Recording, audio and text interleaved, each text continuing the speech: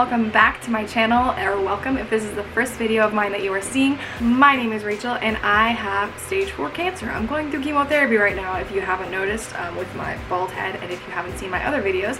But I'm actually a senior in college. I study biology, and that's actually what I wanted to talk about with you guys today for this video, is going back to school, starting a new semester in college, whether you're a freshman in college or a sophomore, junior, senior, whatever. I wanted to share some tips about going back to school or even starting college in general. Even if you're a high school student still in high school, these are just things to think about when you're going into college. 5 tips about going back to school. And I know that right now some people are doing hybrid classes. They're going in some days, online some days. Some people are actually going back to campus full-time, face-to-face.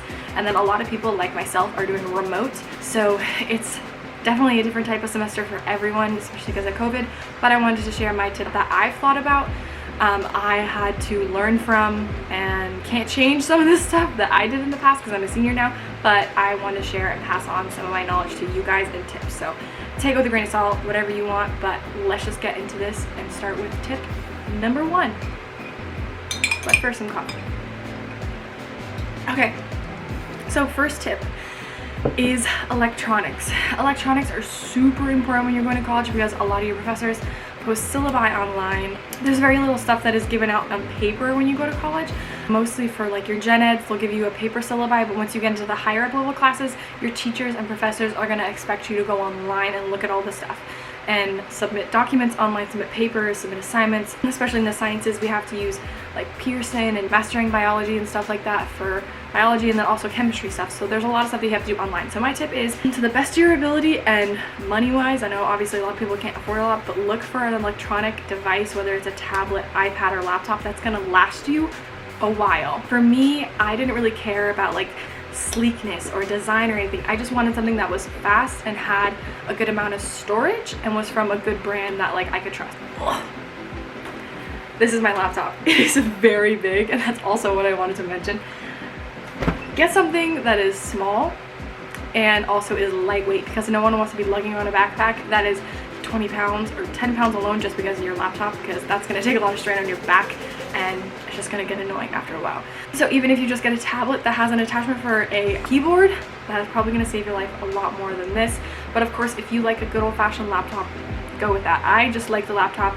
I wish I went back and got like a Surface or like a new MacBook or something, but it's whatever. This is gonna last me for however long, and I'll just get a new laptop whenever. But that's my advice on that. And I think it would be really cool if I got like one of those with like a pen I could write on the screen, but whatever, I can't go back now. Tip number 2, get a good backpack. I know this is something that people just like, oh, I'll get a cheap backpack, it's gonna last me however long. You want a backpack that's gonna last you past college. You know, you might go on a trip somewhere, you might like go on a road trip or a plane ride or whatever, and you can use that backpack for that, not just for school. For me, I have a North Face. This is my backpack. It is a little dirty right now. I haven't cleaned it yet because I'm not actually going back to campus, but I have a laptop compartment right here, another smaller one, and then another small one right in the front. North Face Pivoter. I got my backpack as a graduation gift. I actually asked for a good backpack and my aunt got it for me, so this one is going to last me past college. I know it has no tips, no tears, no tips, no rips or tears or anything like that. I just have to get on with cleaning it, and that's another tip. But keep your backpack clean and organized as well as you can, because a lot of stuff can just get like trapped in there. Trash, gunk, whatever, just random stuff. I have a bunch of pens in there I need to clean out, but I'm not actually going back to school this semester, so that's where some people probably would think that they don't need a good backpack. But you never know. I suggest investing in a good backpack. I know a lot of people go with like a Nike or Adidas backpack or Oakley or even Vera Bradley, but if you find one online that has really great reviews, like shop around, get it, invest in one, totally worth it. You're definitely gonna get your money's worth out of a really good backpack. My third tip, get cute supplies. For me, I actually enjoy school. I'm a little bit of a nerd, but I love taking notes. I love decorating and organizing for the school year and getting started.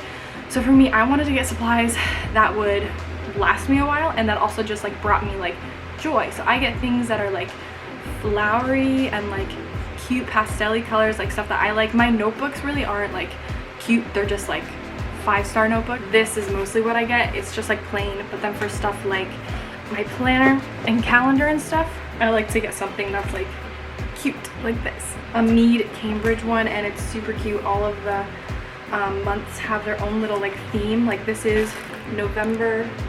See, it's just like adorable, and I love it. I also get things to decorate my desk with, because I feel like wherever you're going to be doing the most work, you should make it look like a little like safe place for you, or like a cute place where you can like concentrate. So I have like fake plants scattered around and like stack of books and stuff, and I also have a whiteboard calendar right here to make sure I have everything written out, because I am very much a person who writes out and plans ahead dates and assignments and due dates way in advance, because I want to make sure I don't miss anything. That's just who I am when it comes to school and studying and stuff. My fourth tip, plan ahead.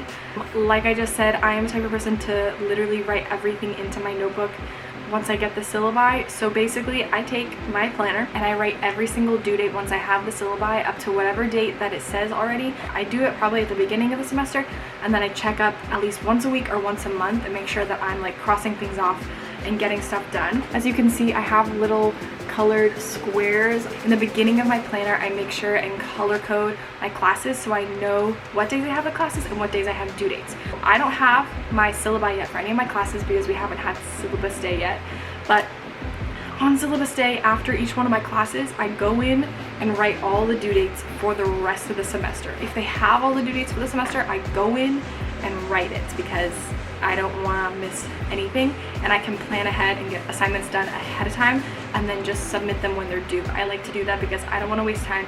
I do procrastinate sometimes, I'm not gonna lie. And then I also go in and see if they already have the scheduled final date, so I can plan my studying accordingly and go ahead and write in my planner when I should start studying for the final and when I have the final, so I can know exactly when to just check it off my list. So satisfying to check things off your list as you're getting them done, because it's like one less thing to worry about. Also, these are just things that work for me. Some people don't enjoy school and don't really care about like cute stuff. I just think that cute supplies and better planning just makes school and the whole process of learning a lot more enjoyable for a lot of people, because not everyone enjoys school. Like I said, I am like a 1 in a million person who actually enjoys studying, and I'm like a complete nerd when it comes to that. So this is just me and my tips. The fifth tip that I wanted to share is try out different studying routines and study habits. For me, I'm a person who likes to handwrite my notes and then type them up later in the day or the next day, or just take my time and type them up throughout the week after I've had a whole full week of classes. So that for me, I just call it double note taking. And if the lecture is recorded, I listen to it again and add to my like written notes. That just solidifies it in my head as like, okay, this was this. Okay, this was this. So it's like a memorizing thing. I also love to use note cards. Super simple. I love to draw things out and like use like really awesome colors. Not awesome colors, but you know, all of these pens. I have more. I just think for me, having color coordinated notes is so much easier to follow. One color notes are just like boring. I've been using flashcards since high school. I never used them before, but they're literally lifesaver. I only passed my like biology classes and chemistry classes because of note cards. But again, not everyone enjoys studying like me, so I'm a total nerd when it comes to planning out studying times and taking time to be meticulous about my notes and making sure I'm getting everything in my head. In high school, you might have only tried one way to study and just thought, oh, if I keep studying this way, maybe it'll work. But in college, you really have to find a way that works for you, because this determines what you do for the rest of your life. So you want to make sure you know how to study and you know how you learn particularly, because not everyone learns and remembers things the same way. Some people like to study with music, me. Some people like to study alone or in groups or in silence or like with noise canceling headphones. That would drive me absolutely insane. No, I can't do that. I do okay in like small group studying sessions, but not amazing. I'm the type of person who likes to learn it and then explain it to someone else. That's just me. Some people like hands-on. And then also tutoring. Tutoring is something that has to go in with this studying, but it's nothing to be ashamed of.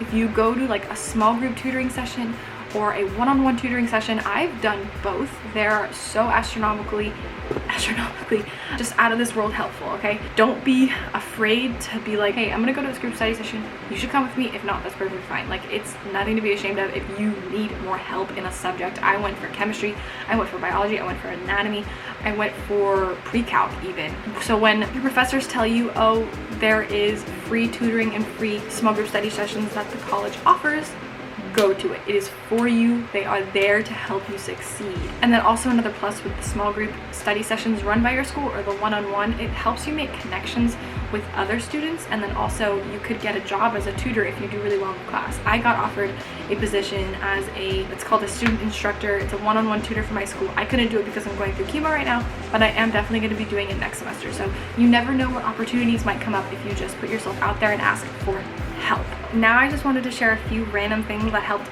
me get through all of my semesters. If you guys don't know, I transferred colleges 3 times, and now I'm technically a commuter student, but because we're doing remote, I'm at home, so that works out perfectly for me in my situation.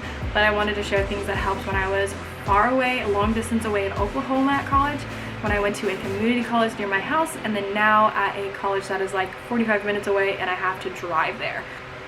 Firstly, find a good music playlist. Some people don't like to study with music, but just find a way to have music incorporated in your life, because for me it's very therapeutic. I have a different playlist for everything. I have a different playlist for driving in one mood, driving home in another mood, and then studying or just like relaxing. So for me, driving with music is very therapeutic. So I honestly miss my commute to college because of that fact. I just had the chance to just like let go in my car with music. Keep where you study clean and organized. I used to be the type of person that was like, okay, well, I just study in organized chaos. And now that I'm growing a little bit more and realizing that studying and keeping yourself organized and clean is super important for your mental health and then just succeeding in school, I cannot study in a chaotic workspace. So I have to be cleaning my desk a little bit more now because it gets a little hectic. But wherever you study, make sure you're keeping it clean and organized, not a lot of clutter. That's just me. Some people thrive in organized chaos, and that's great. I used to be like that, but not for me anymore.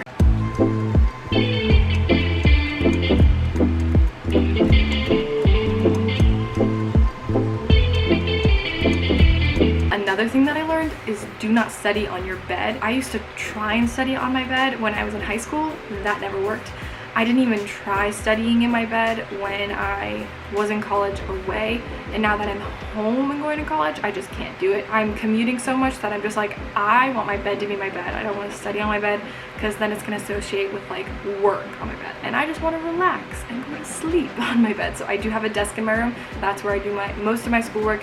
Sometimes when COVID is over, I'll probably go to like Starbucks or a coffee shop and do some schoolwork there. Just make sure where you do your schoolwork isn't another place where you associate something else. Like, don't do schoolwork somewhere that you only associate with like relaxation or like eating or something like that. So that's just my thoughts on that. The last thing I want to say is take it one day at a time. I know school is stressful for a lot of people, but it's going to be over someday. You're not going to have to be in school all your life unless you're a doctor.